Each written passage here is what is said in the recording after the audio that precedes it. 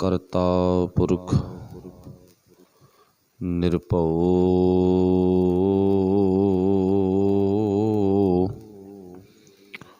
ਨਿਰਵੈਰ ਅਕਾਲ ਮੂਰਤ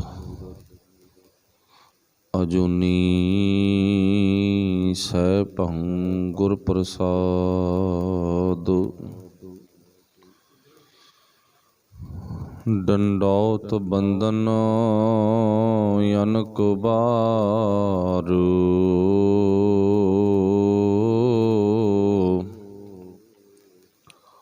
ਸਰਬ ਕਲਾ ਸਮਰਥ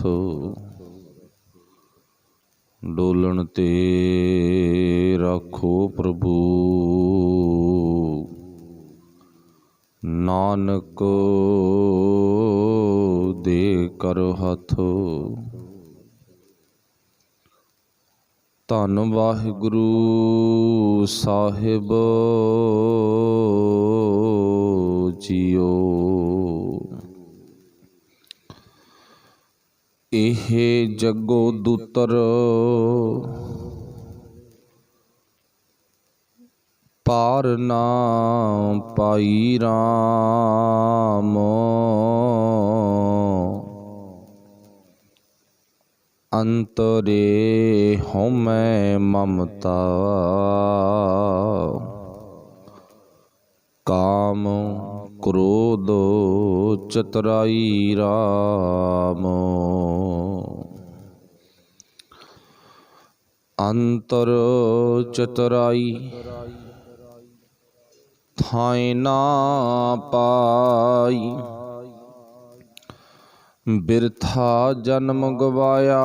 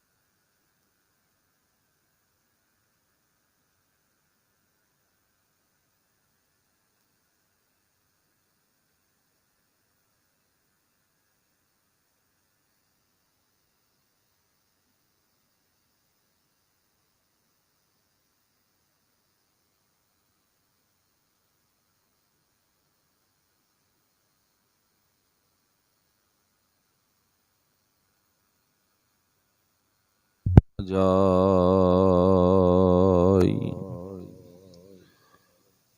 ਸ਼ਬਦ ਗੁਰੂ ਸਾਹਿਬ ਸ੍ਰੀ ਗੁਰੂ ਗ੍ਰੰਥ ਸਾਹਿਬ ਮਹਾਰਾਜ ਸੱਚੇ ਪਾਤਸ਼ਾਹ ਜੀ ਦੀ ਪਾਵਨ ਤੇ ਪਵਿੱਤਰ ਹਾਜ਼ੂਰੀ ਦੇ ਵਿੱਚ ਗੁਰੂ ਪਿਆਰਿਓ ਜੁੜ ਬੈਠੇ ਹੋ। ਰੋਜ਼ ਦੀ ਤਰ੍ਹਾਂ ਸੁਣ ਰਹੇ ਲੜੀ ਦੇ ਮੁਤਾਬਕ ਕਥਾ ਗੁਰਬਾਣੀ ਵਿਚਾਰ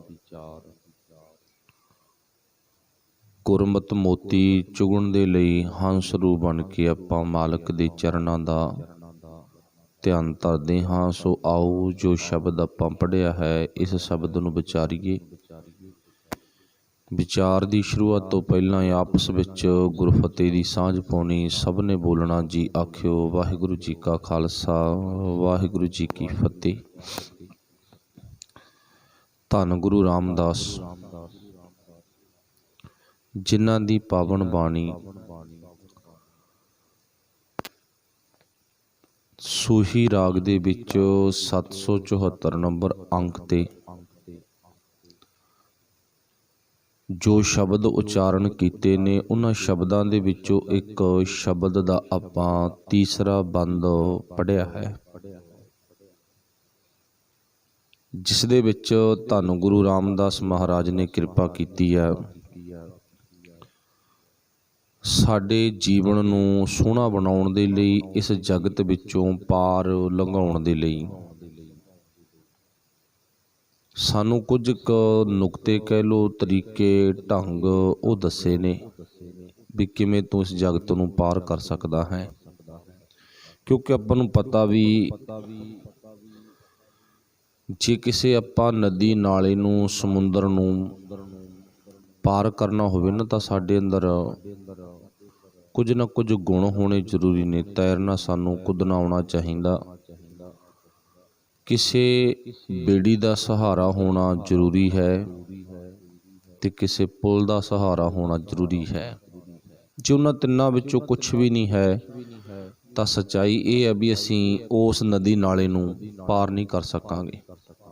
ਪਾਰ ਕਰਨ ਦੇ ਲਈ ਸਾਡੇ ਕੋਲ ਕੁਝ ਨੁਕਤੇ ਹੋਣੇ ਜ਼ਰੂਰੀ ਨੇ। ਇਵੇਂ ਜਿਵੇਂ ਇਹ ਜਿਹੜਾ ਸੰਸਾਰ ਹੈ, ਇਸ ਨੂੰ ਗੁਰੂ ਪਾਤਸ਼ਾਹ ਨੇ ਇੱਕ ਸਾਗਰ ਦੇ ਨਾਲ ਨਾਪਿਆ, ਤੋਲਿਆ। ਇਹ ਸੰਸਾਰ ਇੱਕ ਸਾਗਰ ਆ, ਇੱਕ ਸਮੁੰਦਰ ਆ। ਸੰਸਾਰ ਸਮੁੰਦੇ ਤਾਰ ਗੋਬਿੰਦੇ। ਇਸ ਸੰਸਾਰ ਦੇ ਵਿੱਚੋਂ ਤੈਰਨਾ ਆਪਣੇ ਆਪ ਬੜਾ ਮੁਸ਼ਕਿਲ ਆ। ਸਹਾਰਾ ਜ਼ਰੂਰੀ ਆ, ਚਾਹੇ ਪੁੱਲ ਦਾ, ਚਾਹੇ ਬੇੜੀ ਦਾ, ਅਤੇ ਚਾਹੇ ਸਾਨੂੰ ਕੁੱਦਣਾ ਤੈਰਨਾ ਆਉਣਾ ਚਾਹੀਦਾ ਗਾ। ਫਿਰ ਅਸੀਂ ਇਸ ਸੰਸਾਰ ਨੂੰ ਪਾਰ ਕਰ ਸਕਦੇ ਹਾਂ, ਅਤੇ ਨਹੀਂ ਮੁਸ਼ਕਿਲ ਆ।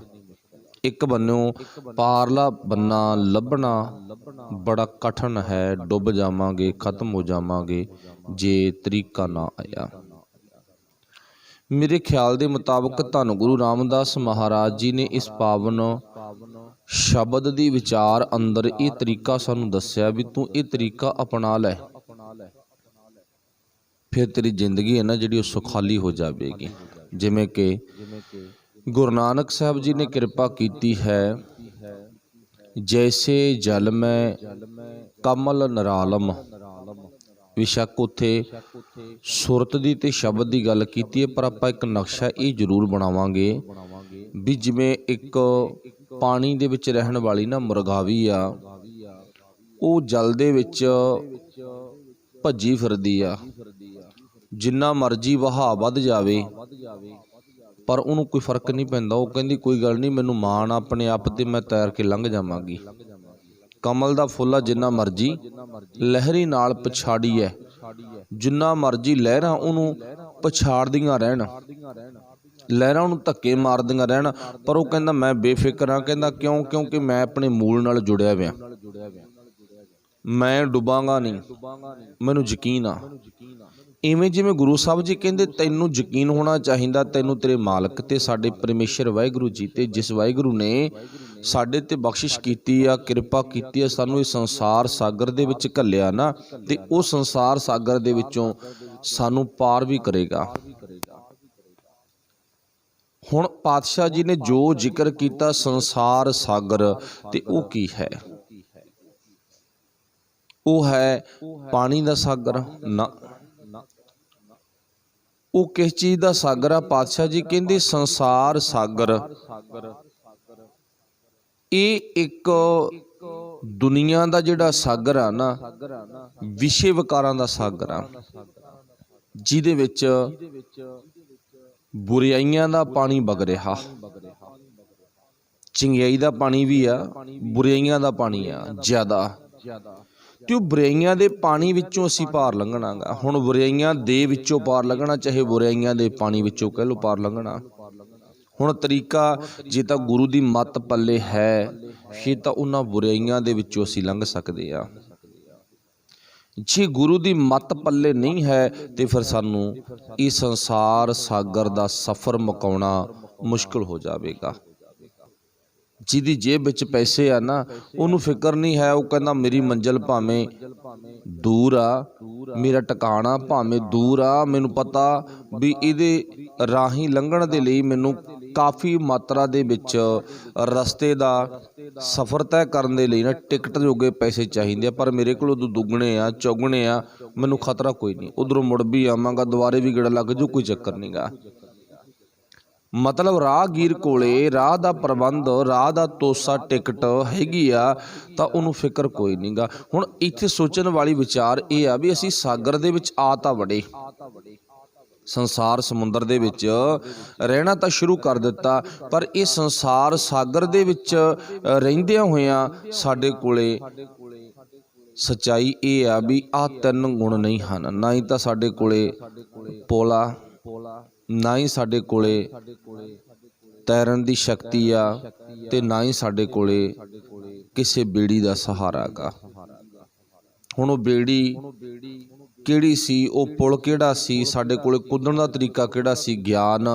ਗਿਆਨ ਰੂਪੀ ਬੇੜੀ, ਗਿਆਨ ਰੂਪੀ ਪੁਲ, ਗਿਆਨ ਰੂਪੀ ਤੈਰਨਾ ਜਿੱਦੇ ਅਸੀਂ ਸਿੱਖ ਗਏ, ਫਿਰ ਸਾਡਾ ਇਹੀ ਇੱਕ ਸਹਾਰਾ ਬਣ ਜਾਵੇਗਾ। ਤੇ ਦੂਜੀ ਗੱਲ, ਟਿਕਟ ਵੀ ਇਹੀ ਬਣ ਜਾਵੇਗਾ। ਰਸਤੇ ਦਾ ਖਜ਼ਾਨਾ ਕਹਿ ਲਓ, ਰਸਤੇ ਦਾ ਤੋਸਾ ਕਹਿ ਲਓ, ਇਹ ਸਾਡਾ ਇੱਕ ਟਿਕਟ ਦਾ ਕੰਮ ਕਰੇਗਾ। ਅਸੀਂ ਸੰਸਾਰ ਸਾਗਰ ਵਿੱਚ ਡੁੱਬਾਂਗੇ ਨਹੀਂ। ਅੱਛਾ, ਹੁਣ ਆਪਾਂ ਥੋੜਾ ਜਿਹਾ ਨਕਸ਼ਾ ਇੱਥੇ ਬਣਾਉਣਾ ਵੀ ਡੁੱਬਦੇ ਕੌਣ ਆ। ਮੰਨ ਲਓ ਸੰਸਾਰ ਸਾਗਰ ਆ, ਇਹਦੇ ਵਿੱਚ ਆਪਾਂ ਗੁਰੂ ਨੂੰ ਪੁੱਛ ਕੇ ਵੇਖਣਾਗਾ ਵੀ ਡੁੱਬਦੇ ਕੌਣ ਆ ਤੇ ਤੈਰਦੇ ਕੌਣ ਆ। ਇੱਕ ਦੁਨਿਆਵੀ ਸਾਗਰ ਆ। ਜੇ ਆਪਾਂ ਦੁਨਿਆਵੀ ਸਾਗਰ ਦੀ ਗੱਲ ਕਰੀਏ ਨਾ, 100 ਜਹਾਜ਼ਾਂ ਦੇ ਮਗਰ ਮੰਨ ਲਓ ਵੀ 10 ਜਹਾਜ਼ ਡੁੱਬ ਗਏ ਜਾਂ ਡੁੱਬਦੇ ਨੇ, 100 ਦੇ ਮਗਰ 10 ਡੁੱਬਦੇ ਨੇ, ਪਰ ਅਸਲੀਅਤ ਇਹ ਆ ਵੀ 90 ਪਾਰ ਲਾਂਗੇ। ਹੁਣ ਜਿਹੜਾ ਇਹ ਸਾਗਰ ਆ ਨਾ, ਆਹ ਸੰਸਾਰ ਸਾਗਰ ਆ, ਇਹਦੇ ਵਿੱਚ 100 ਦੇ ਵਿੱਚੋਂ 90 ਡੁੱਬਦੇ ਆ ਤੇ 10 ਪਾਰ ਲੰਘਦੇ ਨੇ। ਇਹ ਕਹਾਣੀ ਉਲਟਾ। ਹੁਣ ਡੁੱਬਣ ਵਾਲੇ ਕੌਣ ਨੇ? ਡੁੱਬਣ ਵਾਲੇ ਉਹ ਨੇ ਜਿਹੜੇ ਵਿਸ਼ੇ ਵਿਕਾਰਾਂ ਦੇ ਪਿੱਛੇ ਲੱਗ ਗਏ, ਮਾੜੇ ਕੰਮਾਂ ਦੇ, ਔਗਣਾਂ ਦੇ, ਬੁਰਾਈਆਂ ਦੇ ਵਿੱਚ ਫਸ ਗਏ, ਉਹ ਡੁੱਬ ਗਏ। ਬੁਰਾਈ 'ਚ ਫਸਣਾ, ਜ਼ਿੰਦਗੀ ਦਾ ਬਰਬਾਦ ਹੋਣਾ, ਗੁਰੂ ਨੂੰ ਟੁੱਟਣਾ, ਇਹ ਸੰਸਾਰ ਸਾਗਰ ਵਿੱਚ ਡੁੱਬਣ ਦੀ ਨਿਸ਼ਾਨੀ ਹੈ। ਤੈਰਦਾ ਕੌਣ ਆ? ਸਤਜੁਗੀ ਜੀਵ ਆ, ਜਿਨ੍ਹਾਂ ਨੇ ਆਪਣੇ ਗੁਰੂ ਦੀ ਗੱਲ ਨੂੰ ਮੁੱਖ ਰੱਖਿਆ, ਜਿਨ੍ਹਾਂ ਨੇ ਆਪਣੇ ਮਾਲਕ ਦੀ ਗੱਲ ਨੂੰ ਸੁਣ ਕੇ ਉਹਦੇ ਤੇ ਅਸਰ ਕੀਤਾ, ਯਕੀਨ ਕੀਤਾ ਤੇ ਉਹਦੇ ਮੁਤਾਬਕ ਜੀਵਨ ਜਿਉਣ ਦਾ ਪ੍ਰਣ ਕੀਤਾ, ਉਹ ਭਾਈ ਤਰ ਜਾਂਦੇ ਨੇਗੇ। ਉਹਨਾਂ ਦੀ ਗਿਣਤੀ ਉਹ ਥੋੜੇ ਨੇ। ਚਲੋ ਆਪਾਂ ਅੰਕੜੇ ਮੁਤਾਬਕ 10% ਕਹਿ ਦਿੱਤਾ ਵੀ 10 ਲੰਘੇ, 90 ਡੁੱਬ ਗਏ। ਵਾਹਿਗੁਰੂ ਭਲਾ ਕਰੇ, ਇੱਥੇ ਉਹ ਵੀ ਡੁੱਬਦੇ ਵੇਖੇ ਨੇ ਜਿਹੜੇ ਕਹਿੰਦੇ ਨੇ ਵੀ ਸਾਨੂੰ ਗੁਰੂ ਪਰਮਾਤਮਾ ਦੇ ਨਾਲ ਜੁੜਨ ਤੇ ਯਕੀਨ ਆ, ਭਰੋਸਾ। ਵਾਹਿਗੁਰੂ ਭਲਾ ਕਰੇ ਵੀ ਜਿਹੜੀ ਗੱਲ ਆਪਾਂ ਕਹਿ ਰਹੇ ਨੇ, ਇੱਕ ਤਾਂ ਯਕੀਨ ਗੁਰੂ ਦਿੰਦਾ ਗਾ ਵੀ ਇਉਂ ਯਕੀਨ ਕਰਨਾ, ਇੱਕ ਬਿਨਾਂ ਵਜ੍ਹਾ ਤੋਂ ਉਹ ਗੱਲੀ ਬਾਤੀ ਕਹਿ ਰਹੇ ਨੇ, ਬਾਤਨ ਹੀ ਅਸਮਾਨ ਗਰਾਵੇ। ਗੱਲਾਂ ਬਾਤਾਂ ਦੇ ਨਾਲ ਉਹ ਅਸਮਾਨ ਦੇ ਵਿੱਚ ਤਾਕੀਆਂ ਲਾਉਂਦੇ ਨੇ, ਮਤਲਬ ਅਸਮਾਨ ਦੇ ਵਿੱਚ ਪਹੁੰਚ ਜਾਂਦੇ ਨੇ। ਆਪ ਨਾ ਦੇਹ ਚੁਰਹੂ ਪਰ ਪਾਣੀ, ਉਹਨਾਂ ਕੋਲ ਸ਼ਕਤੀ ਨਹੀਂ ਹੈ, ਤਾਕਤ ਨਹੀਂ ਹੈ ਵੀ ਉਹ ਭਲੇ ਦਾ ਕੰਮ ਕਰ ਸਕਣ। ਪਰ ਸੱਚਾਈ ਇਹ ਆ ਵੀ ਉਹ ਕਹਿੰਦੇ ਨੇ ਵੀ ਅਸੀਂ ਤਰ ਜਾਵਾਂਗੇ ਜਾਂ ਤਰੇ ਹੋਏ ਹਾਂ, ਪਰ ਅਸਲੀਅਤ ਇਹ ਆ ਵੀ ਉਹ ਡੁੱਬੇ ਹੋਏ ਨੇ। ਉਹਨਾਂ ਨੂੰ ਫਿਰ ਵੀ ਹੰਕਾਰ ਹੈ। ਚੱਲ ਇੱਥੇ ਹਰ ਮਿਲਣ ਕੋ ਵਿੱਚੇ ਅਟਕਿਓ ਚੀਤ। ਚੱਲੇ ਸੀ ਰੱਬ ਜੀ ਨੂੰ ਭਾਵ ਮਿਲਣ ਵਾਸਤੇ, ਸੰਸਾਰ ਸਾਗਰ ਨੂੰ ਤੈਰਨ ਵਾਸਤੇ, ਪਰ ਵਿੱਚੇ ਅਟਕਿਓ ਚੀਤ ਤੋਂ ਭਾਵ ਉਹ ਵਿੱਚ ਹੀ ਅਟਕ ਗਏ ਤੇ ਰਸਤੇ 'ਚ ਹੀ ਡੁੱਬ ਗਏ। ਕਬੀਰ ਮਾਨ ਮੁਨੀ ਮੁਨਵਰ ਗਲੇ ਨਾ, ਮਾਨ ਸਭੈ ਕੋ ਖਾਏ। ਉਹਨਾਂ ਨੂੰ ਇਸ ਗੱਲ ਦਾ ਹੰਕਾਰ ਹੋ ਗਿਆ ਵੀ ਸਾਡੇ ਵਰਗਾ ਹੋਰ ਕੌਣ ਆ। ਉਹ ਭਾਈ ਇਹ ਸਾਗਰ ਵਿੱਚ ਡੁੱਬ ਗਏ। ਤਰਿਆ ਕੌਣ ਆ? ਜਿਹਨੇ ਆਪਣੇ ਆਪ ਨੂੰ ਨੀਵੇਂਪਣ ਦੇ ਵਿੱਚ ਰੱਖਿਆ, ਉਹ ਤਰ ਗਿਆ। ਜਿਹਨੇ ਆਪਣੇ ਆਪ ਨੂੰ ਸੱਚ ਨਾਲ ਜੋੜ ਕੇ ਜ਼ਿੰਦਗੀ ਦੀ ਹਰ ਕਿਰਤ ਕੀਤੀ, ਉਹ ਭਾਈ ਤਰ ਗਏ, ਬਾਕੀ ਡੁੱਬ ਗਏ। ਵਿਸ਼ੇ ਵਿਕਾਰਾਂ 'ਚ, ਨਸ਼ਿਆਂ 'ਚ ਉਹ ਗਿਣਤੀ ਆਪਾਂ ਖੁਦ ਇੱਕ ਥਾਂ ਤੇ ਬੈਠ ਕੇ ਅੱਧਾ ਘੰਟਾ 20 ਮਿੰਟ ਕਰ ਸਕਦੇ ਹਾਂ। ਰਸਤੇ ਵਿੱਚ ਬੈਠ ਜਾਓ ਵੀ ਕੌਣ ਡੁੱਬ ਰਿਹਾ ਤੇ ਕੌਣ ਤਰ ਰਿਹਾ। ਸੱਥ ਵਿੱਚ ਚਲੇ ਜਾਵੋ, ਵੇਖ ਲਓ ਵੀ ਕੌਣ ਡੁੱਬ ਰਿਹਾ, ਕੌਣ ਤਰ ਰਿਹਾ ਹੈਗਾ। ਕਿਸੇ ਵੀ ਥਾਂ ਤੇ ਚੱਲ ਜਾਵੋ ਜਿੱਥੇ ਕੋਈ ਇਕੱਠ ਆ ਨਾ, ਉੱਥੇ ਜਾ ਕੇ ਵੇਖ ਲਓ ਕੌਣ ਡੁੱਬਦਾ ਤੇ ਕੌਣ ਤਰ ਗਿਆ। ਜਿੱਥੇ ਗੁਰੂ ਦੀ ਗੱਲ ਆ ਉਹ ਤਰ ਰਹੇ ਨੇ, ਤੇ ਜਿੱਥੇ ਦੁਨਿਆਵੀ ਗੱਲ ਆ ਨਾ ਉਹ ਡੁੱਬ ਰਹੇ ਨੇ। ਹੁਣ ਇਕੱਠ ਤਾਂ ਵਾਹਿਗੁਰੂ ਭਲਾ ਕਰੇ, ਸਤ ਸੰਗਤ ਦੇ ਬਹਾਨੇ ਵਿੱਚ ਗੁਰੂ ਦੇ ਇਰਦ ਗਿਰਦ ਵੀ ਹੋ ਜਾਂਦਾ ਨਾ, ਪਰ ਉਹਨਾਂ ਸਾਰਿਆਂ ਦੀਆਂ ਗੱਲਾਂ ਸੁਣ ਕੇ ਵੇਖੋ ਕੀ ਚੱਲਦਾ ਹੈਗਾ। ਗੁਰਬਾਣੀ ਚੱਲ ਰਹੀ ਆ, ਵਿਚਾਰ ਹੋ ਰਹੀ ਆ, ਪਰ ਉਹ ਵਿਅਕਤੀ ਦੇ ਅੰਦਰੋਂ ਵਲਵਲੇ ਨੇ ਜਿਹੜੇ ਉਹ ਕਿਹੋ ਜਿਹੇ ਨਿਕਲ ਰਹੇ ਨੇ, ਡੁੱਬ ਰਹੇ ਨੇ। ਮਤਲਬ ਬੇੜੀ ਨੂੰ ਹੱਥ ਪਾ ਕੇ ਵੀ ਬੰਦਾ ਡੁੱਬ ਗਿਆ।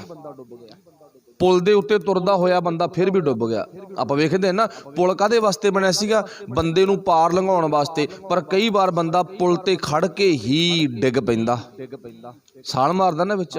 ਭਾਵ ਕਹਿਣ ਤੋਂ ਪੁਲ ਦਾ ਸਹੀ ਇਸਤੇਮਾਲ ਉਹਨੇ ਨਹੀਂ ਕੀਤਾ, ਸਮਝਿਆ ਨਹੀਂ ਹੈ। ਬੇੜੀ ਤੇ ਬੈਠਾ ਨਾ, ਬੇੜੀ ਦੇ ਵਿੱਚ ਜਾਣ ਵਾਲਾ ਵੀ ਡੁੱਬ ਗਿਆ। ਕਹਿਣ ਤੋਂ ਭਾਵ ਗੁਰੂ ਦੇ ਇਰਦ ਗਿਰਦ ਰਹਿਣ ਵਾਲਾ ਵੀ ਕਈ ਵਾਰ ਡੁੱਬ ਜਾਂਦਾ। ਤੇ ਉਹ ਡੁੱਬਦੇ ਦੇਖਣੇ ਕੀ ਨੇ? ਆਪਾਂ ਜਿਨ੍ਹਾਂ ਨੂੰ ਗੁਰੂ ਨੇ ਮੱਤ ਦਿੱਤੀ ਨਾ, ਗੁਰ ਕੀ ਮੱਤ ਤੂੰ ਲੈ ਏ ਆਨੇ, ਭਗਤ ਬਿਨਾ ਬਹੁ ਡੁੱਬੇ ਡੁੱਬ ਗਏ।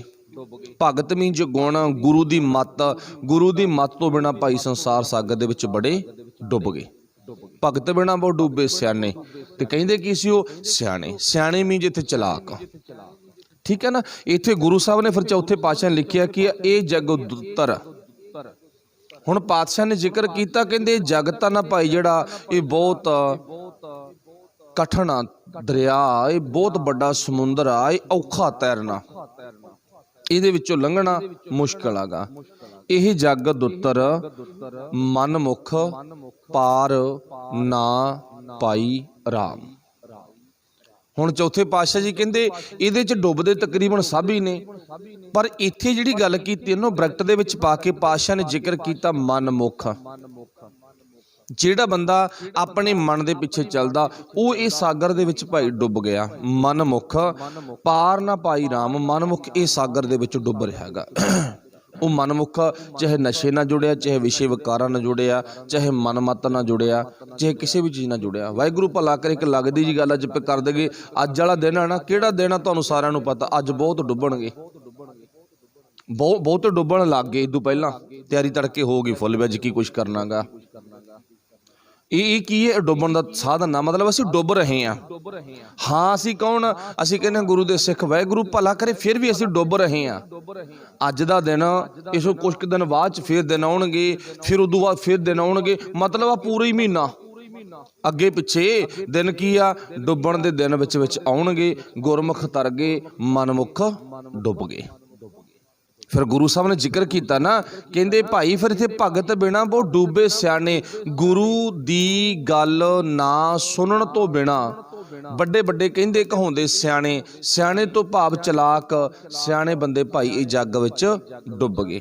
ਰਾਵਣ ਇੱਥੇ ਡੁੱਬ ਗਿਆ, ਰਾਮ ਇੱਥੇ ਡੁੱਬ ਗਿਆ, ਬੜੇ ਨੇ ਜਿਹੜੇ ਇੱਥੇ ਲੋਕ ਡੁੱਬੇ ਹੋਏ ਨੇਗੇ, ਠੀਕ ਹੈ ਨਾ। ਹੁਣ ਪਾਤਸ਼ਾਹ ਜੀ ਕਹਿੰਦੇ ਇਹ ਜੱਗ ਦੁੱਤਰ ਹੈ। ਦੁੱਤਰ ਮੀਨਜ ਹੁੰਦਾ ਔਖਾ, ਇਹਨੂੰ ਤੈਰਨਾ ਭਾਈ ਬਹੁਤ ਔਖਾ। ਅੱਛਾ, ਜਿਹੜੇ ਗੁਰਮੁਖ ਨੂੰ ਤੈਰਨ ਦੀ ਜੁਗਤੀ ਆ ਗਈ, ਜਿਨ੍ਹਾਂ ਨੂੰ ਗੁਰੂ ਪੁਲ ਮਿਲ ਗਿਆ, ਜਿਨ੍ਹਾਂ ਨੂੰ ਗੁਰੂ ਬੇੜੀ ਮਿਲ ਗਈ, ਉਹ ਕਹਿੰਦੇ ਸਾਨੂੰ ਕੋਈ ਪਰਵਾਹ ਨਹੀਂ, ਅਸੀਂ ਬੇਪਰਵਾਹ ਹੋ ਗਏ, ਸਾਨੂੰ ਕੋਈ ਖਤਰਾ ਕੋਈ ਡਰ ਨਹੀਂ ਹੈ, ਅਸੀਂ ਇਸ ਸਾਗਰ ਦੇ ਵਿੱਚ ਕਦੇ ਵੀ ਨਹੀਂ ਡੁੱਬਾਂਗੇ, ਸਾਨੂੰ ਇਸ ਗੱਲ ਤੇ ਭਰੋਸਾ ਯਕੀਨ ਮਾਨ ਹੈ। ਉਹ ਆਪਾਂ ਪਹਿਲਾਂ ਉਦਾਹਰਨ ਲਿੱਤੀ ਸੀ, ਮੁਰਗਾਈ ਕੀ ਕਹਿੰਦੀ ਆ? ਨਹੀਂ ਮੈਨੂੰ ਡੋਬਣ ਵਾਲਾ ਕੌਣ ਆ? ਵਾਹਿਗੁਰੂ ਨੂੰ ਵਿਸ਼ਵਾਸ ਆ। ਤੇ ਇੱਕ ਕਮਲ ਦਾ ਫੁੱਲ, ਉਹ ਕਹਿੰਦਾ ਜਿੰਨੇ ਮਰਜ਼ੀ ਮੈਨੂੰ ਲਹਿਰਾਂ ਦੇ ਨਾਲ ਧੱਕੇ ਪੈਣ, ਲਹਿਰੀ ਨਾਲ ਪਛਾੜੀ ਹੈ, ਜਿੰਨੇ ਮਰਜ਼ੀ ਧੱਕੇ ਪੈਣ, ਉਹ ਕਹਿੰਦਾ ਮੈਨੂੰ ਕੋਈ ਡੋਬ ਨਹੀਂ ਸਕਦਾ। ਹਾਂ ਜੜ੍ਹਾਂ ਚੋਂ ਉਹ ਖੇਡ ਸਕਦਾ, ਜੜ੍ਹਾਂ ਚੋਂ ਨਾ ਉਹ ਖੇਡ ਸਕਦਾ। ਜੇ ਮੈਂ ਜੜ੍ਹਾਂ ਚੋਂ ਉਖੜ ਵੀ ਗਿਆ ਨਾ ਤੇ ਫਿਰ ਵੀ ਮੈਂ ਪਾਣੀ ਦੇ ਉੱਪਰ ਹੀ ਰਹਾਂਗਾ, ਡੁੱਬਦਾ ਫਿਰ ਵੀ ਨਹੀਂ। ਹਾਂ ਹੁਣ ਗੁਰੂ ਸਾਹਿਬ ਜੀ ਕਹਿੰਦੇ ਫਿਰ ਭਾਈ ਗੁਰਮੁਖ ਬੰਦਿਆਂ ਦਾ ਜੀਵਨ ਮੁਰਗਾਵੀ ਵਰਗਾ, ਗੁਰਮੁਖਾਂ ਦਾ ਜੀਵਨ ਕਮਲ ਦੇ ਫੁੱਲ ਵਰਗਾ, ਗੁਰਮੁਖਾਂ ਦਾ ਜੀਵਨ ਫਿਰ ਉਹ ਗੁਰੂ ਪਾਤਸ਼ਾਹ ਦੇ ਸੱਚੇ ਇਸ਼ਕ ਦੀ ਲਾਗ ਲੱਗ ਕੇ ਨਾ ਕਿਸ਼ਤੀ ਪੁਲ ਤੇ ਇੱਕ ਤੈਰਨ ਦੀ ਤਰੀਕਾ ਉਹ ਸਿੱਖ ਲੈਂਦੇ ਨੇ, ਉਹ ਫਿਰ ਜਗਤ ਵਿੱਚ ਡੁੱਬਦੇ ਨਹੀਂ ਹਨ। ਉਹ ਆਪਾਂ ਹਿੰਟ ਲੈ ਲਿਆ ਵੀ ਡੁੱਬਣ ਵਾਲਾ ਤਰੀਕਾ ਕਿਹੜਾ, ਕਿਵੇਂ ਡੁੱਬ ਰਹੇ ਆ? ਮਨਮਤ 'ਚ, ਵਿਸ਼ੇ ਵਿਕਾਰਾਂ 'ਚ, ਨਸ਼ਿਆਂ 'ਚ। ਅੱਜ 90% ਲੋਕ ਨੇ ਜਿਹੜੇ ਡੁੱਬ ਰਹੇ ਨੇ। ਕਿਸੇ ਨੇ ਜਹਾਜ਼ ਬਣਾਇਆ ਨਾ, ਜਹਾਜ਼ ਕੀ ਆ? ਸਮੁੰਦਰ ਵਿੱਚੋਂ ਲੰਘਣ ਵਾਲੇ, ਇੱਕ ਥਾਂ ਤੋਂ ਦੂਜੀ ਥਾਂ ਤੇ ਜਾਣ ਵਾਲੇ। ਹਾਲਾਂਕਿ ਉਹਨਾਂ ਦੇ ਵਿੱਚ ਜਿਹੜਾ ਵਜਨ ਆ ਨਾ ਉਹ ਵੀ ਬੇਹਿਸਾਬਾ ਗਾ, ਉਹ ਵੀ ਬਹੁਤ ਜ਼ਿਆਦਾ ਨਾ, ਪਰ ਫਿਰ ਵੀ 100 ਦੇ ਵਿੱਚੋਂ ਮੰਨ ਲਓ ਵੈਸੇ ਇੰਨੇ ਹੋਣੇ ਨਹੀਂ, ਆਪਣਾ ਮੋਟਾ ਜਿਹਾ ਅੰਦਾਜ਼ਾ ਵੀ 10 ਜਹਾਜ਼ ਡੁੱਬ ਗਏ, 90 ਬਚ ਗਏ। ਪਰ ਜਿਹੜੇ ਜਗਤ ਵਿੱਚ ਗੁਰੂ ਸਾਹਿਬ ਜੀ ਤਰਨ ਦੀ ਗੱਲ ਕਰਦੇ ਆ ਨਾ, ਇਹਦੇ ਵਿੱਚ 90 ਲੋਕ ਡੁੱਬਦੇ ਨੇ ਤੇ 10 ਤਰਦੇ ਨੇ। ਅੰਕੜੇ ਬੜੇ ਥੋੜੇ ਨੇਗੇ, ਤਾਈਓ ਔਖਾ ਕਿਹਾ ਗਾ, ਤਾਈਓ ਭਾਈ ਇਸ ਸੰਸਾਰ ਸਮੁੰਦਰ ਨੂੰ ਨਾ ਕਠਨ ਰਸਤਾ ਕਿਹਾ ਗਾ। ਅਗਲੇ ਬੰਦ ਵਿੱਚ ਗੁਰੂ ਪਾਤਸ਼ਾਹ ਜ਼ਿਕਰ ਕਰਦੇ ਨੇ, ਕਹਿੰਦੇ ਸਾਡੇ ਡੁੱਬਣ ਦਾ ਹੋਰ ਵੀ ਤਰੀਕਾ ਮਾਣ, ਹੰਕਾਰ, ਹਉਮੈ, ਮਮਤਾ, ਕਾਮ, ਕ੍ਰੋਧ, ਚਤੁਰਾਈ, ਰਾਮ। ਉਹ ਆਪਾਂ ਗੱਲ ਪਹਿਲਾਂ ਸੰਖੇਪ ਕਰ ਵੀ ਲਿੱਤੀ ਵੀ ਆਹ ਸਾਡੇ ਵਿੱਚ ਔਗਣ ਹੋਣ ਕਰਕੇ ਅਸੀਂ ਡੁੱਬਦੇ ਹਾਂ। ਫਿਰ ਪਾਸ਼ੇ ਕਹਿੰਦੇ ਨੇ ਮਮਤਾ, ਹਉਮੈ, ਮਮਤਾ ਸਾਡੇ ਅੰਦਰ ਕਾਮ। ਵਾਹਿਗੁਰੂ ਪਾਤਸ਼ਾਹ ਭਲਾ ਕਰੇ, ਤੇ ਇਹ ਕਾਮ ਦੀ ਦਾਤ ਸਾਨੂੰ ਕਿਸੇ ਬੰਦੇ ਨੇ ਨਹੀਂ ਦਿੱਤੀ ਗੀ, ਸਾਨੂੰ ਪਰਮਾਤਮਾ ਨੇ ਦਿੱਤੀ ਆ। ਸਾਨੂੰ ਪਰਮਾਤਮਾ ਨੇ ਦਾਤ ਦਿੱਤੀ ਹੈ ਨਾ। ਹੁਣ ਮੰਨ ਲਓ ਕਿਸੇ ਵੀਰ ਨੇ ਫੋਨ ਬਹੁਤ ਸੋਹਣੀ ਕਾਢ ਕੱਢਤੀ ਵੀ ਤੁਹਾਡਾ ਜਾਣਾ ਆਉਣਾ ਮੁੱਕ ਜੂਗਾ, ਹੋਰ ਸੌਖਾ ਕਰ ਦਿੱਤਾ। ਤੁਸੀਂ ਕੁਛ ਵੀ ਕਰਨਾ ਇਹਦੇ ਰਾਹੀਂ ਸਭ ਕੁਛ ਕਰਦੇ ਹੋ, ਕੁਛ ਵੀ ਕਰਨਾ ਸਭ ਕੁਛ ਕਰ ਸਕਦੇ ਹੋ, ਇੰਟਰਨੈਟ ਰਾਹੀਂ ਕਰ ਸਕਦੇ ਹੋ। ਪਰ ਹੁਣ ਉਹ ਕਾਢ ਕੱਢਣ ਵਾਲੇ ਨੇ ਤਾਂ ਬਹੁਤ ਸੌਖਾ ਕਰਤਾ ਨਾ ਸਾਨੂੰ, ਸੌਖਾ, ਤੇ ਅੱਗੇ ਦੁਰਵਰਤੋਂ ਅਸੀਂ ਸ਼ੁਰੂ ਕਰ ਲਈ। ਪਰਮਾਤਮਾ ਨੇ ਤਾਂ ਜੋ ਸਾਨੂੰ ਦਾਤਾਂ ਦਿੱਤੀਆਂ, ਉਹ ਦਾਤਾਂ ਪਰਮਾਤਮਾ ਨੇ ਤਾਂ ਸਾਨੂੰ ਸੌਖਾ ਰੱਖਣ ਵਾਸਤੇ ਦਿੱਤੀਆਂ ਨਾ। ਤੇਰੇ ਸਰੀਰ ਨੂੰ ਹੈਲਪ ਦੀ ਲੋੜ ਆ ਨਾ, ਤੇਰੇ ਘਰ ਦੇ ਵਿੱਚ ਬੱਚੇ ਬੱਚੀਆਂ ਦਾ ਜਨਮ ਹੋਵੇਗਾ, ਪੋਤੇ ਪੋਤੀਆਂ ਦਾ ਜਨਮ ਹੋਵੇਗਾ, ਤੇਰੇ ਉਹ ਨਾਲ ਖੜਨਗੇ, ਤੇਰੇ ਨਾਲ ਮਤਲਬ ਕਿ ਮਦਦ ਕਰਨਗੇ, ਤੈਨੂੰ ਰੋਟੀ ਪਾਣੀ ਦੇਣਗੇ, ਸਾਰਾ ਪਾਤਸ਼ਾਹ ਨੇ ਦੱਸ ਦਿੱਤਾ ਸਾਨੂੰ। ਪਰ ਹੋਇਆ ਕੀ ਆ, ਉਹਦੀ ਗਲਤ ਵਰਤੋਂ ਸ਼ੁਰੂ ਕਰ ਦਿੱਤੀ। ਅੱਛਾ, ਜਦੋਂ ਮਤਲਬ ਕਿ ਕਾਮ ਆ ਤੇ ਕ੍ਰੋਧ, ਤੇ ਚੇਤਾ ਰੱਖਿਓ ਕ੍ਰੋਧ ਇਹ ਪਰਮਾਤਮਾ ਦੀ ਦਾਤ ਭਾਵੇਂ ਆਪਾਂ ਮੰਨ ਲਈਏ ਵੀ ਹੈਗੀ ਆ, ਪਰ ਇਹਦਾ ਜਨਮ ਕਾਮ ਵਾਸ਼ਨਾ ਦੇ ਵਿੱਚੋਂ ਹੁੰਦਾ। ਲੋਭ ਦਾ ਜਨਮ ਫਿਰ ਉੱਥੇ ਹੀ ਹੁੰਦਾ ਗਾ, ਮੋਹ ਦਾ ਜਨਮ ਫਿਰ ਉੱਥੇ ਹੀ ਹੁੰਦਾ ਗਾ। ਭਾਵ ਇਹਨਾਂ ਸਾਰਿਆਂ ਦੀ ਮਾਂ, ਸਾਰਿਆਂ ਦਾ ਬਾਪ ਇੱਕ ਹੈ। ਹੁਣ ਪਾਤਸ਼ਾਹ ਜੀ ਕਹਿੰਦੇ ਇਹਨਾਂ ਨੂੰ ਨਾ ਵਰਤਣ ਦਾ ਢੰਗ ਕੀ ਸੀਗਾ? ਅੰਤਰੇ ਹਉਮੈ ਮਮਤਾ, ਫਿਰ ਕੀ ਕਿਹਾ ਗਾ? ਕਾਮ, ਕ੍ਰੋਧ, ਫਿਰ ਅਗਲੀ ਗੱਲ ਲਿਖੀ ਹੈ ਚਤਰਾਈ। ਚਤਰਾਈ ਗੱਲ ਲਿਖੀ ਨਾ, ਅਗਲੀ ਗੱਲ ਕੀ ਲਿਖ ਦਿੱਤੀ? ਚਤਰਾਈ। ਇਹ 4-5 ਚੀਜ਼ਾਂ ਨਾ ਤੈਨੂੰ ਪਾਤਸ਼ਾਹ ਜੀ ਚੌਥੇ ਗੁਰੂ ਨਾਨਕ ਕਹਿੰਦੇ ਤੈਨੂੰ ਡੋਬੀ ਜਾਂਦੀਆਂ ਨੇ ਭਾਈ। ਤੇ ਇਹ ਹੁਣ ਆਪਾਂ ਮੰਨ ਲਓ ਵੀ ਸਾਰਿਆਂ ਨੇ ਆਪਣੇ ਅੰਦਰ ਨਿਗਾਹ ਮਾਰਨੀ ਆ ਵੀ ਕੀ ਇਹ ਸੱਚ ਆ ਜੋ ਗੁਰੂ ਸਾਹਿਬ ਕਹਿੰਦੇ ਨੇ ਵੀ ਤੈਨੂੰ ਇਹ 5 ਚੀਜ਼ਾਂ ਡੋਬ ਰਹੀਆਂ ਨੇ। ਸਾਨੂੰ ਹਾਂ ਦੇ ਵਿੱਚ ਸਿਰ ਹਿਲਾਉਣਾ ਪਵੇਗਾ ਜਾਂ ਸਹੀ ਟਿਕ ਕਰਨੀ ਪਵੇਗੀ ਵੀ ਗੁਰੂ ਪਾਤਸ਼ਾਹ ਜੀ ਤੁਸੀਂ ਬਿਲਕੁਲ ਸੱਚ ਕਹਿੰਦੇ ਹੋ, ਹਾਂ ਇਹ ਬਿਮਾਰੀਆਂ ਸਾਨੂੰ ਹੈਗੀਆਂ ਨੇ। ਚਲੋ ਮੰਨ ਲਓ ਵੀ ਪਹਿਲੀਆਂ 2 ਬਿਮਾਰੀਆਂ ਤੋਂ ਬਚ ਗਏ, ਕਾਮ ਕ੍ਰੋਧ ਲੋਭ ਤੋਂ ਬਚ ਗਏ। ਫਿਰ ਕੀ ਆ, ਜਿਹੜੀ ਚਤਰਾਈ ਆ ਨਾ, ਮੈਂ ਆਪਣੀ ਅੱਖੀਂ ਦੇਖੀ ਆ, ਉਹ ਤਾਂ ਕਹਿੰਦੇ ਕਹਾਉਂਦੇ ਗੁਰਮੁਖਾਂ ਦੇ ਦਿਮਾਗ 'ਚ ਵੀ ਆ। ਜਿਹੜੇ ਕਹਿੰਦੇ ਆ ਨਾ, ਮੈਂ ਆਪਣੇ ਤੇ ਗੱਲ ਲਾਵਾਂ, ਮੈਂ ਕਹਿੰਦਾ ਵੀ ਜੀ ਮੈਂ 2-2:30 ਵਜੇ ਉੱਠ ਖੜ ਦਾਂਗਾ, ਸਿਮਰਨ ਕਰਦਿਆਂ, ਨਿਤਨੇਮ ਕਰਦਿਆਂ, ਕਥਾ ਕਰਦਿਆਂ, ਉਹ ਤਾਂ ਮੇਰਾ ਦਿਮਾਗ ਵੀ ਚਤਰਾਈ ਨਾਲ ਭਰਿਆ ਪਿਆ ਹੈਗਾ। ਕਿਸੇ ਵਿਅਕਤੀ ਨੇ ਨਾ ਬੜਾ ਵਧੀਆ ਲੇਖ ਲਿਖਿਆ, ਉਹ ਕਹਿੰਦਾ ਕਿਸੇ ਬੰਦੇ ਨੂੰ ਸਮਝਣ ਦੇ ਲਈ ਨਾ ਵਾਹਿਗੁਰੂ ਕਿਸੇ ਜੀਵਨ ਨੂੰ ਦੇਖਣ ਤੋਂ ਪਹਿਲਾਂ ਉਹਦੇ ਦਿਮਾਗ ਦੀ ਚਤਰਾਈ ਨੂੰ ਦੇਖੋ। ਹੁਣ ਬੰਦਾ ਅੱਜ ਬੰਦੇ ਮਗਰ ਪੈ ਗਿਆ ਵੀ ਇਹਨੂੰ ਖਤਮ ਕਰ ਦਿਓ, ਉਹਨੂੰ ਬਰਬਾਦ ਕਰ ਦਿਓ, ਉਹਨੂੰ ਮਾਰ ਦਿਓ, ਕੁੱਟ ਦਿਓ, ਵੱਢ ਦਿਓ। ਪਰ ਨਹੀਂ, ਉਹ ਕਹਿੰਦਾ ਵੀ ਉਹਨੂੰ ਮਾਰਨ ਕੁੱਟਣ ਤੋਂ ਪਹਿਲਾਂ, ਉਹਦੇ ਨਾਲ ਮਿਲ ਵਰਤਣ ਤੋਂ ਪਹਿਲਾਂ, ਉਹਦੇ ਨਾਲ ਆਪਣਾ ਕਨੈਕਟ ਕਰਨ ਤੋਂ ਪਹਿਲਾਂ ਉਹਦੇ ਦਿਮਾਗ ਦੀ ਚਤਰਾਈ ਨੂੰ ਸਮਝੋ, ਉਹਦੇ ਦਿਮਾਗ ਵਿੱਚ ਕੀ ਚੱਲ ਰਿਹਾ ਹੈਗਾ। ਪਰ ਸੱਚ ਹੈ ਵੀ ਅਸੀਂ ਇਸ ਗੱਲ ਨੂੰ ਸਮਝ ਨਹੀਂ ਸਕੇਗੇ। ਗੁਰੂ ਰੋਜ਼ ਜ਼ੋਰ ਲਾਉਂਦਾ, ਇੱਕ ਦਿਨ ਨਹੀਂ, ਰੋਜ਼। ਗੁਰੂ ਪਾਤਸ਼ਾਹ ਰੋਜ਼ ਕਹਿੰਦੇ ਨੂੰ ਹੰਸ ਬਣ ਜਾ, ਹੰਸ ਬਣ ਜਾ। ਹੰਸ ਕਿਉਂ? ਕਿਉਂਕਿ ਉਹਦੇ ਕੋਲੇ ਪਾਰਖੂ ਬਿਰਤੀ ਆ। ਹੰਸ ਦੀ ਬਿਰਤੀ ਕਹਿੰਦੇ ਪ੍ਰਮਾਤਮਾ ਵੱਲੋਂ ਅਜਿਹਾ ਉਹਨਾਂ ਦਾ ਜੀਵਨ ਆ, ਉਹ ਦੁੱਧ ਨੂੰ 1 ਸੈਕਿੰਡ ਦੇ ਵਿੱਚ ਨਾ ਦੁੱਧ ਅਲੱਗ ਤੇ ਪਾਣੀ ਅਲੱਗ ਕਰ ਦਿੰਦਾ ਗਾ। ਇੱਡੀ ਤਕੜੀ ਹੰਸ ਦੀ ਪਾਰਖੂ ਬਿਰਤੀ ਆ। ਦੇਖੋ, ਦੁੱਧ ਅਲੱਗ ਤੇ ਪਾਣੀ ਅਲੱਗ ਕਰ ਦਿੰਦਾ ਗਾ। ਤੇ ਜੇ ਆਪਾਂ ਦੁੱਧ ਦੇ ਵਿੱਚੋਂ ਪਾਣੀ ਅਲੱਗ ਕਰਨਾ ਹੋਵੇ ਤੇ ਆਪਾਂ ਨੂੰ ਬਹੁਤ ਮਿਹਨਤ ਕਰਨੀ ਪੈਂਦੀ ਹੈ, ਕਾਫੀ ਜ਼ਿਆਦਾ ਮਿਹਨਤ ਕਰਨੀ ਪੈਂਦੀ ਆ। ਪਰ ਉਹ 1 ਸੈਕਿੰਡ ਦੇ ਵਿੱਚ ਵਹਿੰਦਿਆਂ ਦੁੱਧ ਪਾਣੀ ਅਲੱਗ ਕਰ ਦਿੰਦਾ ਹੈਗਾ। ਆਪਾਂ ਐਵੇਂ ਕਹਿੰਦੇ ਆ ਵੀ ਮੇਰਾ ਦਿਮਾਗ ਤਾਂ ਭਾਈ ਇੰਨਾ ਤੇਜ਼ ਆ ਵੀ ਮੈਂ ਤਾਂ ਦੁੱਧ ਦਾ ਦੁੱਧ ਤੇ ਪਾਣੀ ਦਾ ਪਾਣੀ ਕਰ ਦਿੰਦਾ। ਜਿਹੜਾ ਬੰਦਾ ਚਲੋ ਸਿਆਣਾ ਗਾ ਇੱਦਾਂ ਵੀ ਉਹ ਗੱਲ ਕਰਦਾ ਗਾ। ਜੇ ਚੰਗਾ ਲੀਡਰ ਆ, ਚੰਗਾ, ਇੱਕ ਤਾਂ ਬੇਕਾਰ ਹੁੰਦਾ ਨਾ, ਇੱਕ ਚੰਗਾ ਵੀ ਉਹਦੇ ਦਿਮਾਗ ਦਾ ਪੱਖ ਹੁੰਦਾ ਵੀ ਮੈਂ ਦੁੱਧ ਦਾ ਦੁੱਧ ਤੇ ਪਾਣੀ ਦਾ ਪਾਣੀ 10 ਮਿੰਟਾਂ 'ਚ ਆਪਾਂ ਹੁਣੀ ਕਰ ਦਿੰਦੇ ਆ। ਹੰਸ ਦੀ ਬਿਰਤੀ ਇਹ ਆ, ਸੱਚਾ। ਤੇ ਗੁਰੂ ਸਾਨੂੰ ਰੋਜ਼ ਕਹਿੰਦਾ ਗਾ ਵੀ ਤੂੰ ਇਹ ਚਤਰਾਈ ਨੂੰ ਸਮਝ। ਇੱਥੇ ਜਿਹੜੀ ਚੌਥੀ ਬਿਮਾਰੀ ਸੀ ਨਾ, ਉਹ ਚਤਰਾਈ ਆ। ਉਹ ਚਤਰਾਈ ਸਾਧਾਂ ਦੇ ਦਿਮਾਗ 'ਚ ਵੀ ਆ, ਪੀਰਾਂ ਫਕੀਰਾਂ ਦੇ ਦਿਮਾਗ 'ਚ ਵੀ ਆ। ਉਹ ਚਤਰਾਈ ਲੀਡਰਾਂ ਦੇ ਦਿਮਾਗ 'ਚ ਵੀ ਆ। ਉਹ ਚਤਰਾਈ ਆਮ ਲੋਕਾਂ ਦੇ ਦਿਮਾਗ 'ਚ ਵੀ ਆ। ਉਹ ਚਤਰਾਈ ਉਹ ਚਲਾਕੀਆਂ ਅੰਮ੍ਰਿਤ ਵੇਲੇ ਉੱਠਣ ਵਾਲਿਆਂ ਦੇ ਦਿਮਾਗ 'ਚ ਵੀ ਆ। ਉਹ ਚਲਾਕੀਆਂ ਜ਼ਿਆਦਾ ਨੱਕ ਰਗੜਨ ਵਾਲਿਆਂ ਦੇ ਦਿਮਾਗ 'ਚ ਵੀ ਹਜੇ ਖਤਮ ਨਹੀਂ ਹੋਏਗੀ। ਉਹ ਚਲਾਕੀ ਨੂੰ ਖਤਮ ਕਰਨ ਦੇ ਲਈ ਨਾ ਘਸਾਉਣਾ ਪਵੇਗਾ। ਇੱਦਾਂ ਨਹੀਂ ਖਤਮ ਹੁੰਦੀ, ਮਤਲਬ ਹੌਲੀ ਹੌਲੀ ਰਗੜ ਕੇ ਉਸ ਨੂੰ ਖਤਮ ਕੀਤਾ ਜਾ ਸਕਦਾ ਹੈ। ਤੇ ਗੁਰੂ ਨਾਨਕ ਸਾਹਿਬ ਨੇ ਜਪਜੀ ਸਾਹਿਬ ਦੇ ਆਰੰਭ ਵਿੱਚ ਲਿਖ ਦਿੱਤਾ, ਸਹਸ ਸਿਆਣਪਾਂ ਲੱਖ ਹੋਵੈ ਤਾਂ ਇੱਕ ਨਾ ਚੱਲੈ ਨਾਲ। ਸਿਆਣਪਾਂ ਤੋਂ ਭਾਵ ਉੱਥੇ ਕੀ ਹੈ? ਚਤਰਾਈ।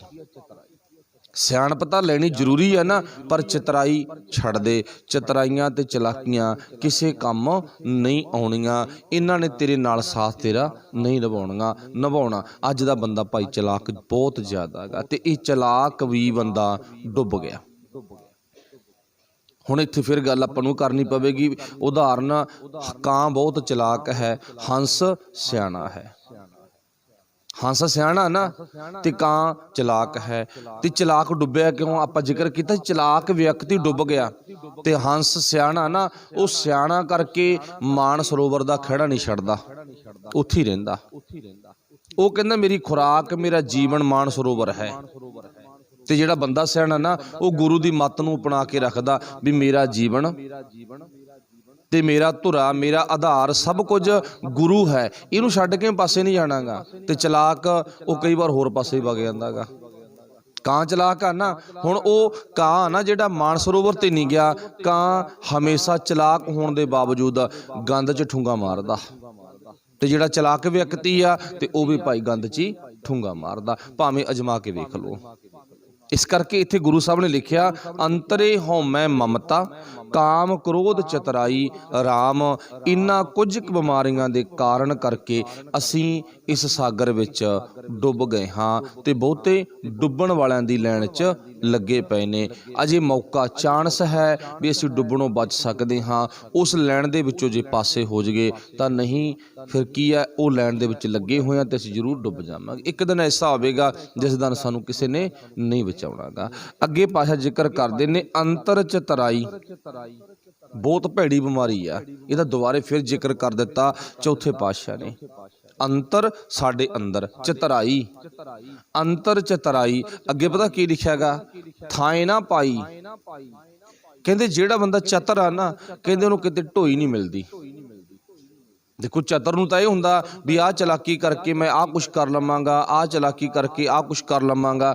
ਪਰ ਅਸਲੀਅਤ ਇਹ ਆ ਵੀ ਚਤਰਾਈ ਕਰਨ ਵਾਲੇ ਬੰਦੇ ਨੂੰ ਗੁਰੂ ਪਾਤਸ਼ਾਹ ਜੀ ਕਹਿੰਦੇ ਕਿਤੇ ਥਾਂ ਨਹੀਂ ਮਿਲਦੀ। ਥਾਂ ਮੀਨਜ ਢੋਈ। ਹੁਣ ਗੁਰੂ ਸਾਹਿਬ ਜੀ ਕਹਿੰਦੇ ਇੱਥੇ ਨਾ, ਅੰਤਰ ਚਤਰਾਈ ਥਾਏ ਨਾ ਪਾਈ, ਉਹਨੂੰ ਥਾਂ ਨਹੀਂ ਮਿਲਦੀ, ਉਹਨੂੰ ਇਹ ਬਿਮਾਰੀ ਲੱਗੀ ਹੋਈ ਆ। ਫਿਰ ਅੱਗੇ ਬਿਰਥਾ ਜਨਮ ਗਵਾਇਆ। ਹੁਣ ਇਹਨੂੰ ਆਪਾਂ ਸੌਖਾ ਕਿਵੇਂ ਉਦਾਹਰਨ ਦੇ ਰਾਹੀਂ ਸਮਝ ਗਏ ਵੀ ਮੰਨ ਲਓ ਕਿਸੇ ਵਿਅਕਤੀ ਨੂੰ ਨਾ ਸਕਿਨ ਦਾ, ਚਮੜੀ ਦਾ ਰੋਗ ਆਗਾ। ਉਹਦੀ ਚਮੜੀ ਦੇ ਵਿੱਚ ਨਾ ਇੱਦਾਂ ਦੀ ਮਤਲਬ ਕਿ ਬਿਮਾਰੀ ਫੈਲੀ ਹੋਈ ਆ ਵੀ ਦੇਖਣ ਨੂੰ ਵੀ ਸੂਗ ਆਉਂਦੀ ਆ, ਨੇੜੇ ਤਾਂ ਉਹਦੇ ਕੀ ਖੜਨਾ ਗਾ। ਤੇ ਉਸ ਵਿਅਕਤੀ ਨੂੰ ਕੋਹੜ ਦਾ ਰੋਗ ਲੱਗ ਗਿਆ ਹੌਲੀ ਹੌਲੀ ਸਮਾਂ ਪਾ ਕੇ, ਤੇ ਉਹਨੂੰ ਪਿੰਡ ਨੇ ਸੰਭਾਲਿਆ ਨਹੀਂ, ਘਰ ਨੇ ਸੰਭਾਲਿਆ ਨਹੀਂ, ਚੱਕ ਕੇ ਬਾਹਰ ਰੱਖਿਆ ਜਾਂਦਾ, ਬਾਹਰ ਕੱਢ ਦਿੱਤਾ। ਕਹਿੰਦੇ ਕਿਉਂ? ਕਹਿੰਦੇ ਇਹਦੇ ਨਾਲ ਲਾਗ ਹੋਰ ਨੂੰ ਵੀ ਕਿਸੇ ਨੂੰ ਲੱਗ ਸਕਦੀ ਆ, ਅੱਗੇ ਹੋਰ ਵੀ ਬਿਮਾਰ ਹੋ ਸਕਦੇ ਆ। ਖੁਦ ਉਹਦੇ ਪਰਿਵਾਰ ਨੇ ਵੀ ਉਹਦੀ ਸੰਭਾਲ ਨਹੀਂ ਕੀਤੀ ਗੀ। ਤੇ ਆਪਾਂ ਪ੍ਰੇਮੇ ਕੋਹੜੀ ਵਰਗਿਆਂ ਦੀਆਂ ਗੱਲਾਂ ਸੁਣਦੇ ਆ ਨਾ। ਦੀਪਾਲਪੁਰ ਦੇ ਵਿੱਚ ਧੰਨ ਗੁਰੂ ਨਾਨਕ ਦੇਵ ਮਹਾਰਾਜ ਜੀ ਨੂੰ ਵੀ ਕੋਹੜੀ ਮਿਲਦਾ ਗਾ। ਤੇ ਚੇਤਾ ਰੱਖਿਓ, ਇੱਕ ਬਾਬਾ ਨਾਨਕ ਆ ਜਿਹਨੇ ਕੋਹੜੀ ਜੀਵਨ ਵਾਲੇ ਮਨੁੱਖ ਨੂੰ ਗਲ ਨਾਲ ਲਾ ਲਿਆ। ਮਤਲਬ ਜਿਹਦੀ ਸਕਿਨ ਤੇ ਨਾ ਚਮੜੀ ਨੂੰ ਰੋਗ ਆ, ਉਹ ਰੋਗੀ ਨੂੰ ਗਲ ਨਾਲ ਲਾ ਲਿਆ। ਉਹਦੇ ਅੰਦਰ ਦੀ ਭਾਵਨਾ ਵੇਖੀ ਆ, ਸੱਚਾਈ ਆ ਨਾ, ਉਹਦੇ ਅੰਦਰ ਕੁਝ ਪਿਆਰ ਆ ਨਾ, ਉਹਦੇ ਅੰਦਰ ਕੁਝ ਤਰਸ ਆ ਨਾ। ਤੇ ਚੇਤਾ ਰੱਖਿਓ, ਬਾਬੇ ਨਾਨਕ ਨੇ ਤਾਂ ਗਲ ਨਾਲ ਲਾ ਲਿਆ, ਪਰ ਲੋਕਾਂ ਨੇ ਬਾਹਰ ਕੱਢ ਦਿੱਤਾ। ਚਲੋ, ਉਹ ਇੱਕ ਅਲੱਗ ਵਿਸ਼ਾ, ਸਰੀਰਕ ਬਿਮਾਰੀ ਹੋਣ ਕਰਕੇ ਪਰਿਵਾਰ ਨੇ ਉਹਦਾ ਮੰਜਾ, ਉਹਦਾ ਖਾਣਾ ਦਾਣਾ ਉਹਨੂੰ ਅਲੱਗ ਕਰ ਦਿੱਤਾ। ਤੇ ਇੱਥੇ ਧਰਮ ਜਗਤ ਵਿੱਚ ਬਾਬਾ ਨਾਨਕ ਕਹਿੰਦਾ ਨਾ, ਕਹਿੰਦਾ ਭਾਈ ਜਿਹੜਾ ਵਿਅਕਤੀ ਆਪਣੇ ਜੀਵਨ ਦੇ ਵਿੱਚ ਚਤਰਾਈ ਰੂਪੀ ਬਿਮਾਰੀ ਦੀ ਗ੍ਰਿਫਤ ਵਿੱਚ ਆ ਗਿਆ ਨਾ, ਤੇ ਉਹਨੂੰ ਗੁਰੂ ਨਾਨਕ ਬਾਬਾ ਜੀ ਦੇ ਹੁਕਮ ਮੁਤਾਬਕ ਧਰਮ ਦੀ ਦੁਨੀਆ 'ਚ ਥਾਂ ਨਹੀਂ ਮਿਲਦਾ। ਉਹ ਆਪਣਾ ਥਾਂ ਦੁਨੀਆ 'ਚ ਬਣਾ ਸਕਦਾ ਗਾ, ਪਰ ਧਰਮ ਦੀ ਦੁਨੀਆ 'ਚ ਥਾਂ ਨਹੀਂ ਬਣਾ ਸਕਦਾ। ਕਹਿਣ ਤੋਂ ਭਾਵ ਗੁਰਮੁਖਾਂ ਦਾ ਪਿਆਰ, ਗੁਰੂ ਦਾ ਪਿਆਰ ਨਹੀਂ ਖੱਟ ਸਕਦਾ।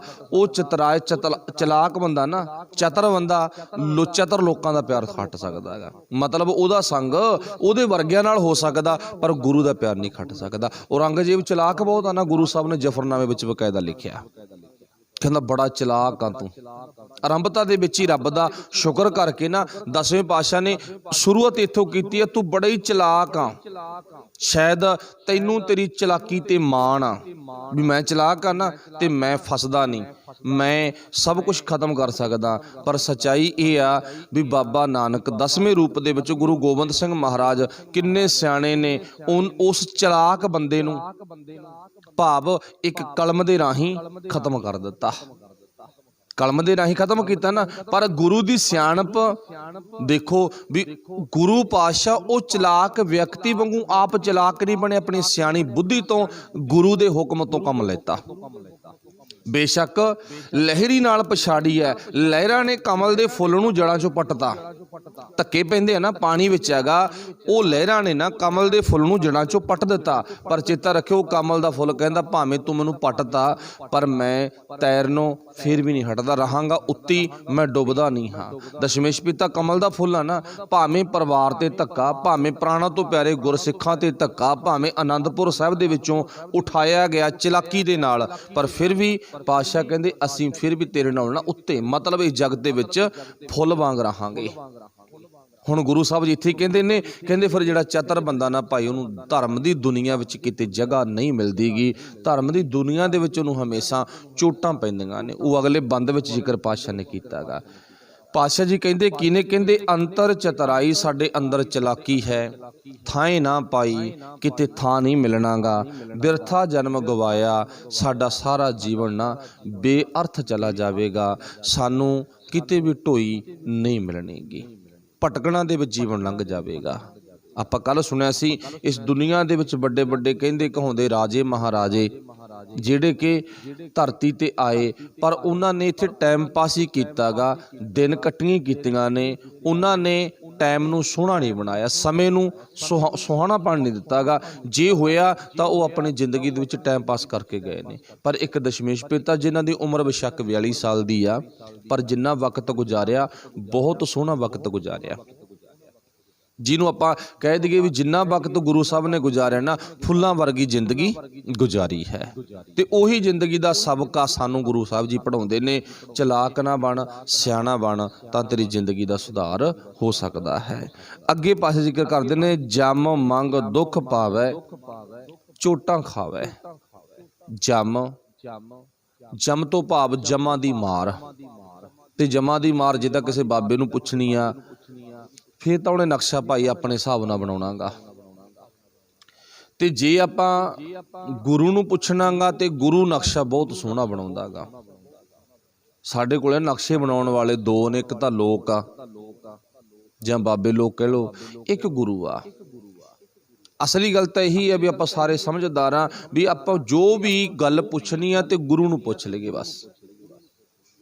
जो भी गल पुछनी है ना आपां गुरु साहब अगे बेनती कर लईए, तरला कर लईए, अरदास कर लईए, वो सानू दस दिंदा भी इउं नहीं इउं कर लो हुण।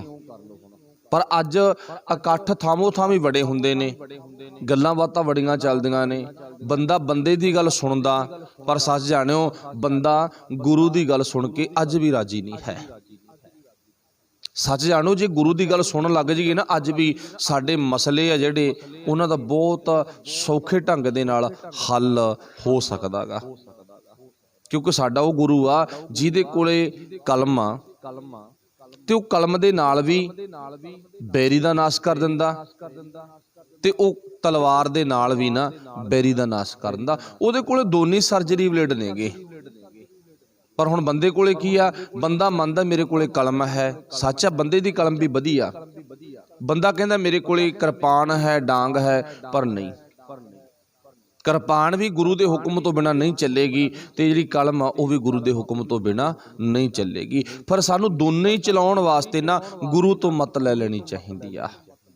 ते गुरु की कहंदा गा, ते जो गुरु कहंदा ना बस उहनूं मन लेना चाहिदा गा। पर साडा जिहड़ा अज दा सुभाग आ वो गुरु नालों बेमुख हो गया, पासे हो गया, गुरु नालों असीं टुट चुके आ ना, गुरु नालों थिड़क गए। हुण जिद्दे ना पीर बुद्धू शाह ने देखो विशाखो दे परिवार दा पिछोकड़ आ ना जिहड़ा वो किरपान चलाउंदा भावें नहीं चलाउंदा, पीर बुद्धू शाह उहदे परिवार नाल जुड़दा पीर आ, सियाणा परिवार आगा, कलम चलदी है शायद तलवार नहीं चलदीगी। पर एक दिन उन्हें अपने 4 पुत्रां नूं गुरु नाल तलवार चलाउण वास्ते भी घल्लियागा, भेजिया ना। पर उहदे की कहा, कहंदा मेरे बेटियां नूं ना तलवार नहीं चलाउणी आउंदीगी, पर सच्चे पातशाह तलवार किरपान ऐसी चलवाई रहिंदी दुनिया तक इन्हां दा नाम रवे। ते सच यह आ भी जे पीर बुद्धू शाह इदां दी अरदास करदे आ ना, बेनती करदे ने, तां दशमेश पिता ने तलवार किरपान उन्हां तो ओहो जी कोई चलवाई आ। हुण रहिंदी दुनिया तक पीर जी दा नाम चमकेगा, इतिहास दे विच सुनहरी अखरां दे विच लिखिया गया।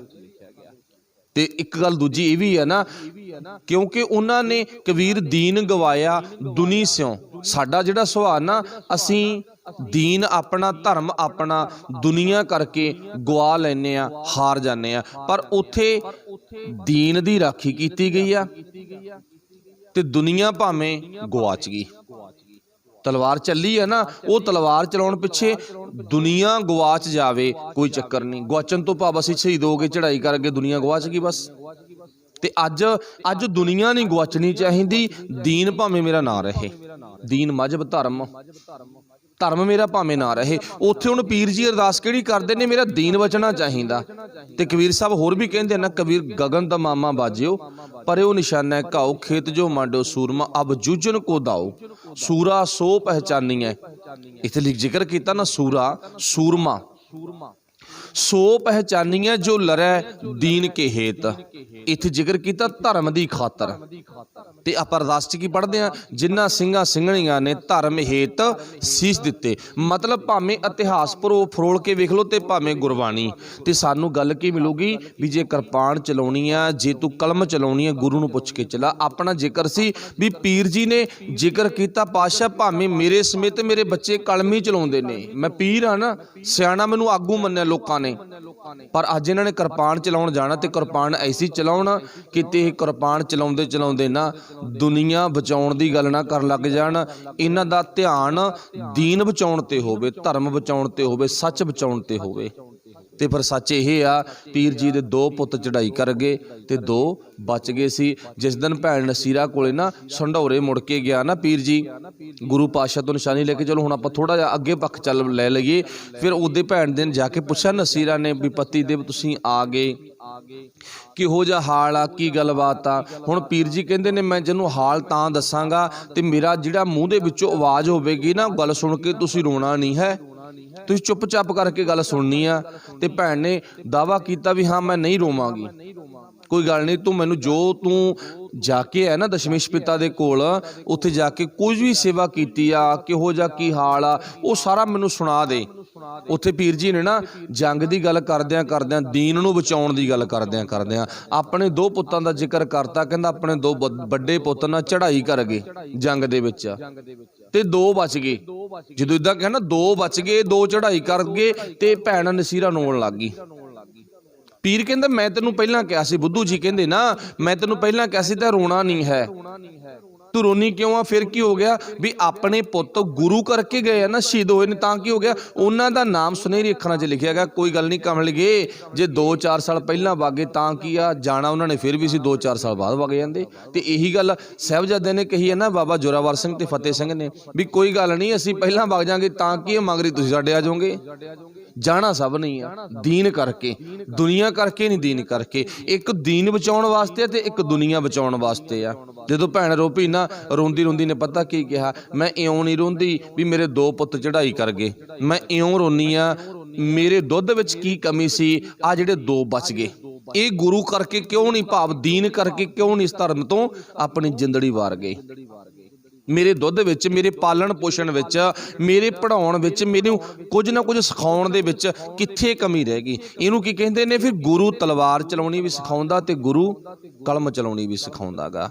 ਫਿਰ ਇਸ ਕਰਕੇ ਅਸੀਂ ਗੁਰੂ ਦਾ ਆਸਰਾ ਬਹੁਤ ਥੋੜ੍ਹਾ ਲੈਂਦੇ ਹਾਂ। ਆਪਣੇ ਗੁਰੂ ਕੀ ਪਾਵਨ ਬਾਣੀ ਵਿੱਚੋਂ ਵਚਨ ਕੀ ਸੀ, ਪਾਤਸ਼ਾਹ ਜੀ ਕਹਿੰਦੇ ਜੰਮ ਤੇ ਆਪਣੀ ਗੱਲ ਸੀ। ਜੰਮ ਭਾਈ ਜੇ ਤਾਂ ਪੁੱਛਣਾ ਬਾਬੇ ਨੂੰ, ਉਹ ਤਾਂ ਹੋਰ ਤਰ੍ਹਾਂ ਦਾ ਨਕਸ਼ਾ ਬਣਾਵੇਗਾ। ਇੱਥੋਂ ਆਪਣੀ ਗੱਲ ਇੱਧਰ ਸਾਈਡ ਤੇ ਚੱਲੀ ਸੀ। ਜੇ ਆਪਾਂ ਗੁਰੂ ਨੂੰ ਪੁੱਛ ਲਈਏ ਤੇ ਗੁਰੂ ਬੜਾ ਸੌਖਾ ਸਮਝਾ ਦੇਵੇ, ਜੱਜਾ ਜਨਮ ਤੇ ਮੰਮਾ ਮਰਨ। ਜੰਮ ਨੂੰ ਅਲੱਗ-ਅਲੱਗ ਕਰ ਲਓ, 2 ਅੱਖਰਾਂ ਦਾ ਸੁਮੇਲ ਜੰਮ ਬਣ ਗਿਆ। ਜੱਜੇ ਨੂੰ ਅਲੱਗ ਤੇ ਮੰਮੇ ਨੂੰ ਅਲੱਗ ਕਰਕੇ ਜੱਜਾ ਜਨਮ ਤੇ ਮੰਮਾ ਮਰਨ। ਜੰਮਣ ਤੇ ਮਰਨ ਦੀ ਬਿਮਾਰੀ ਉਹਨਾਂ ਨੂੰ ਨਹੀਂ ਚੁੰਬੜਦੀ, ਜੰਮਣ ਤੇ ਮਰਨ ਦੀ ਬਿਮਾਰੀ ਹੀ ਜੰਮ ਹੈ। ਉਹ ਆਪਾਂ ਸਾਰੇ ਸਮਝਦੇ ਹਾਂ। ਕਿਉਂ ਬੰਦਾ ਸੁਰਤ ਕਰਕੇ ਜੰਮਦਾ ਨਾ ਤੇ ਸੁਰਤ ਕਰਕੇ ਮਰਦਾ। ਇੱਕ ਦਿਨ ਵਿੱਚ 1000 ਵਾਰੀ ਬੰਦਾ ਜੰਮ ਪੈਂਦਾ ਤੇ 1000 ਵਾਰੀ ਬੰਦਾ ਮਰ ਜਾਂਦਾ। ਸੌਖਾ ਮੰਨ ਲਈਏ, ਇੱਕ ਦਿਨ ਵਿੱਚ ਬੱਚੇ ਤੇ ਲਾ ਲਓ, ਜੇ ਕਿਸੇ ਮੁਕਾਬਲੇ ਵਿੱਚ ਜਾਣਾ ਨਾ, ਉਹਨੇ ਹਿੱਸਾ ਲੈਣਾ ਗਾ, ਉਹ ਸੈਂਕੜੇ ਵਾਰੀ ਜਿੱਤ ਜਾਂਦਾ ਗਾ। ਕਦੇ ਕਦੇ ਖਿਆਲ ਆਉਂਦਾ ਨਹੀਂ ਆਪਾਂ ਹਾਰ ਵੀ ਸਕਦੇ ਹਾਂ, ਉਹ ਫਿਰ ਕਈ ਵਾਰੀ ਹਾਰ ਵੀ ਜਾਂਦਾ। ਸੁਪਨੇ 'ਚ ਕਈ ਵਾਰੀ ਜਿੱਤ ਗਿਆ ਤੇ ਕਈ ਵਾਰੀ ਹਾਰ ਗਿਆ। ਇਵੇਂ ਜਿਵੇਂ ਬੰਦਾ ਸੁਪਨਾ ਨਾ, ਦੁਨੀਆ ਦਾ ਸੁਪਨਾ ਇੱਕ ਬਹੁਤ ਵੱਡਾ ਸੁਪਨਾ, इस दुनिया के सुपने नूं भोगदा होया बंदा कई वारी सुरत करके जमदा ते कई वारी सुरत करके बंदा मरदा। फिर वो बीमारी दे विचों गुरु साहब कट दिंदे ने जम। फिर अगे की है मग, दुख भावै। जमन मरण के चक्कर में फस के बंदा अपने मार्ग ते चलदा होया ना ये दुखी हो रहा हैगा। ये दुखा तो तद बचेगा जदों गुरु नाल जुड़ गया। अंत गया पछताया, फिर अंत भाई उन्होंने पछताउणा पैंदा है। अगे पाशा जिक्र करते ने कहंदे बिन नावै को बेली नाही, नाम तो बिना साडा कोई भी बेली नहीं है। बेली तो भाव साडा खास मित्र, नाम तो बिना। कितनी सोहनी गल जो गुरु साहब ने कही आ, नाम बिना को बेली नाही। हुण थोड़ी जी इत्थे आपां ना अंदर ही ख्याल करके वेखना सारिਆਂ ने मेरे समेत। आपां सारिਆਂ नहीं देखना गा क्योंकि आपां सारे भैण भाई आ।